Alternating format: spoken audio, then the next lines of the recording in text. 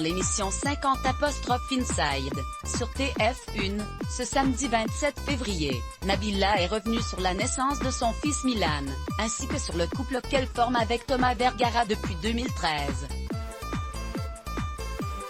À propos de Une histoire d'amour qui dure.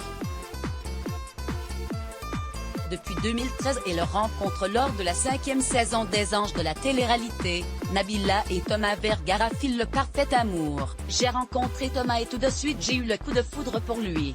Je me suis sentie aimée, apaisée.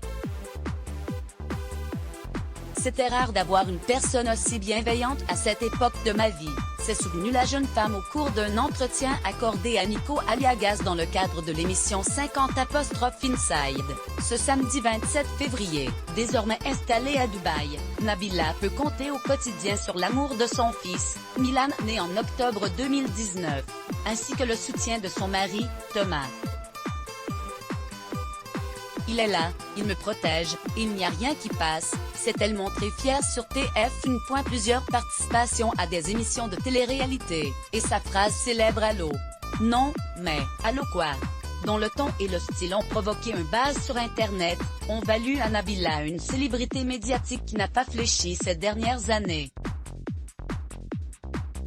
Interrogée par Nico Aliagas au sujet de la gestion de sa notoriété, la jeune maman a souligné l'aide apportée par Thomas Vergara dans ce domaine. « Je l'ai rencontré lorsque j'étais très jeune, quand tout a commencé. Il m'a aidé dans le fait de devenir une femme, de m'aider à faire les bons choix. Thomas, pour moi, c'est une protection. Quand je suis quelque part, Thomas n'est jamais loin, il me protège de toutes ces mauvaises fréquentations et ondes, a-t-elle expliqué. Avant de se montrer dithyrambique devant les qualités de son mari, il est incroyable. Je pense que c'est le père que tout le monde aimerait avoir. Il donne beaucoup d'amour à notre fils. Il m'apaise aussi. Je reste quelqu'un d'assez sensible comme toute stars médiatique. Nabila a son lot de fans mais également de détracteurs. Il n'est donc pas rare que la jeune femme soit la cible de critiques comme ce fut le cas par exemple lors de la sortie et la tournée de promotion de son livre Trop vite, en 2016. Dans l'émission 50 Inside, Nabila a évoqué comment elle gérait ces attaques qui peuvent être quotidiennes sur les réseaux sociaux. Parfois, je me dis bon ce n'est pas grave. D'autres fois, je vais être plus fragile. Ça va me faire un peu de peine.